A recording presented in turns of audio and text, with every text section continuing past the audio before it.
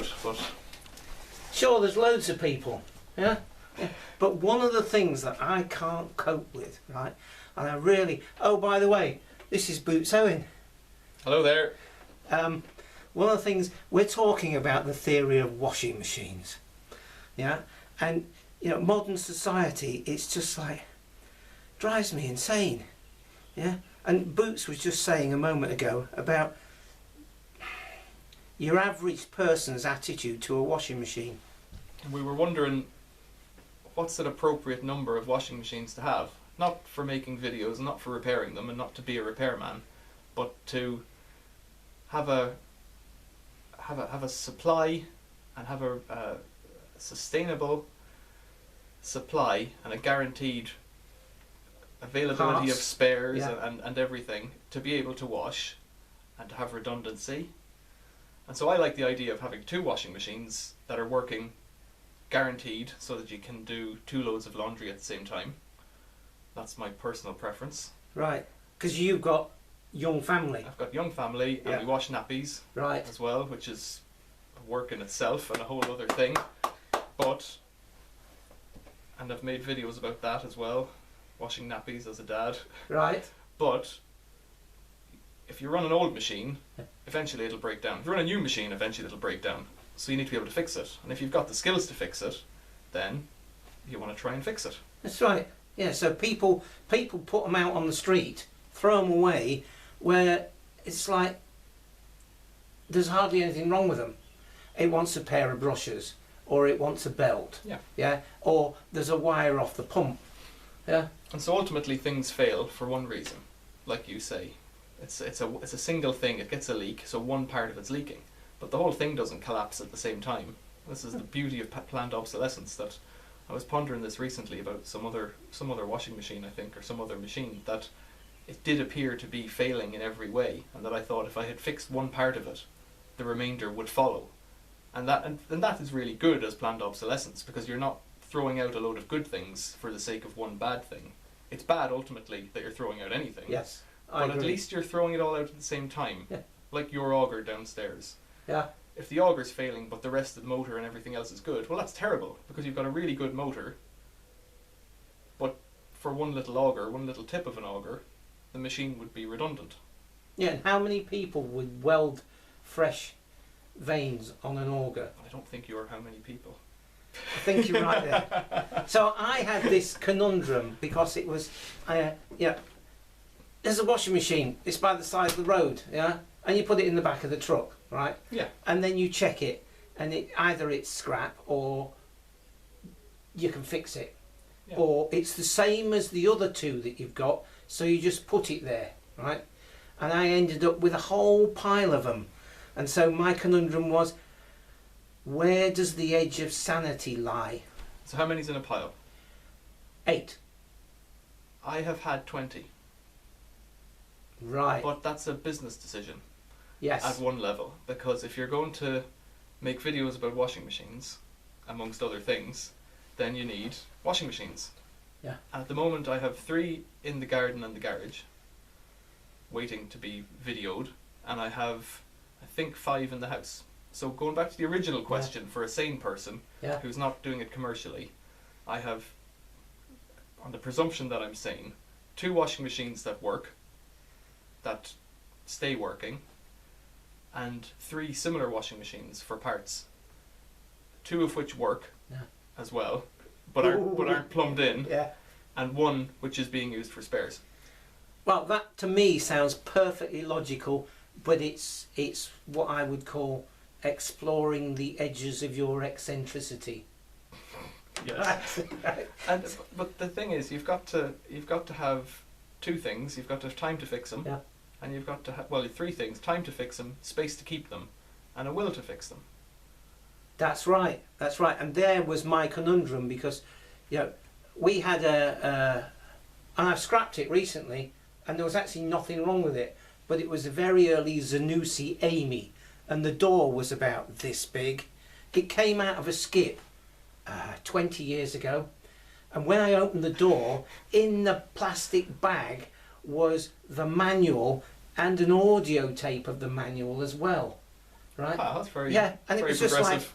yeah, and it was just like, and it sat in the workshop for maybe 3 years before the previous Zanussi that we'd had, Yeah. finally packed up, and I dragged it out, and I'd not tested it, and plugged it in, and away it went.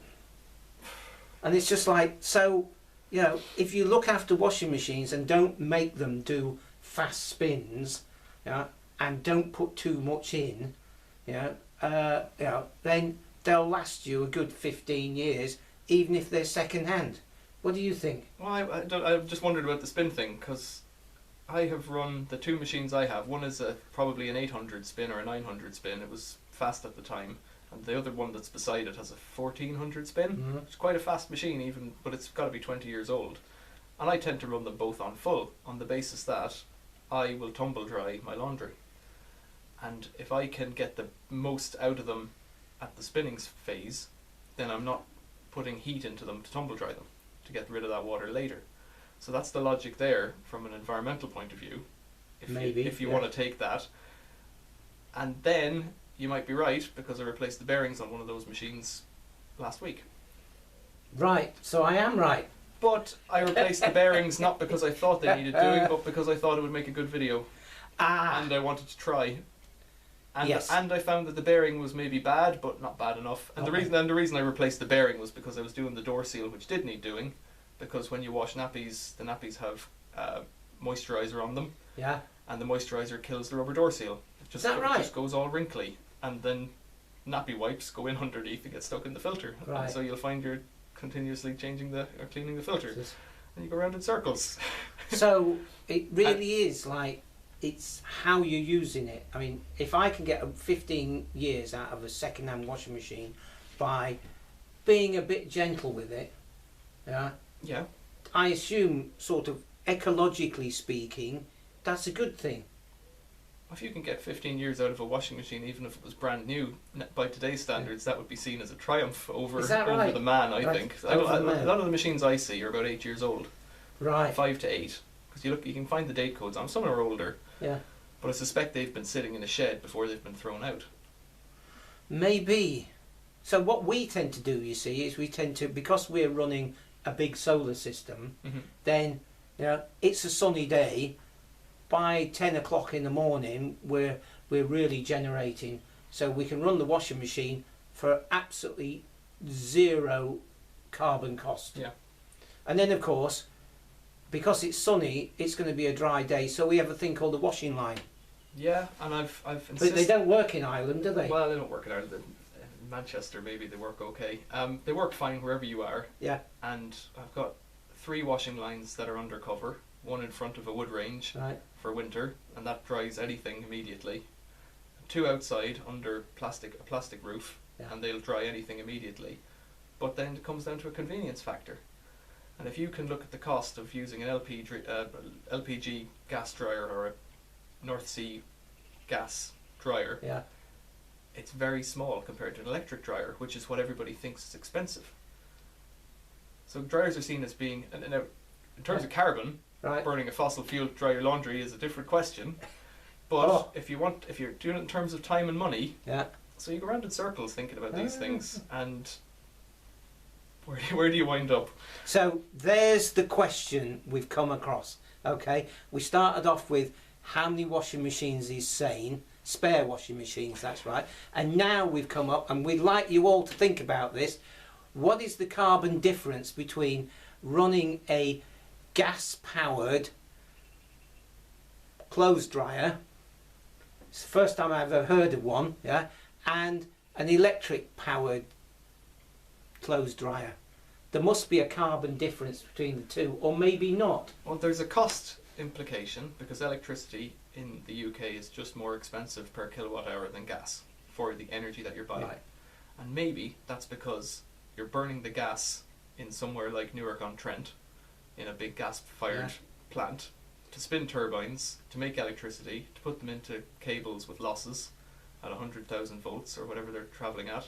More than that, yes. Down the wires to my house. At that point, you've lost how much in efficiency? I think it's 30%. So you've lost 30%. Yeah. costs more, so maybe it's better if you're going to insist on drying with a machine Yeah. to burn gas. You might be right. I Although, don't know. where would you get a gas tumble dryer? The Whirl, Where I did you think. get the yours? Whirl, the Whirl, I think. You have to go and get them. You can commercially buy them somewhere, but you end up buying a very big machine. You Right. can't buy domestic machines anymore for some reason. And you've got a domestic size Yeah, one. and they're very limited, and Right. they're on the internet somewhere. Right. But where can you buy a 20-year-old new machine? So it's the same logic. You can't buy a Bosch WFF machine, Right. which is what I like. Yeah. I've got a specific type of machine, WF series. You can't buy them, so you've got to go and look for them. And if you're luckily there's a limited number of people so inclined to do Right. this kind of thing So- secondhand. So what we're saying there is, we're coming right back to it again. How many spare WF machines would make you feel secure? Well, I don't know that you need any. This goes right back to the start. It's handy to have parts ready to go. Yeah. It's handy to have a spare machine. So if I'm saying I need two, then I have a spare machine so I'm never broken down. The WF machine that I like it because you can buy all the parts for it for very small money on the internet. Right. Or from a parts supplier, but Yes. ultimately the internet is the same thing nowadays. So if you can buy parts cheap and have them available because they're so old that everybody's copied them, Yeah.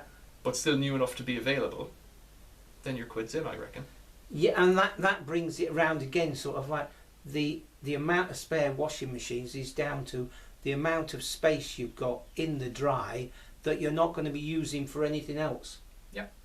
And because the other viewpoint is, in 10 years' time, will those spare parts be available anymore?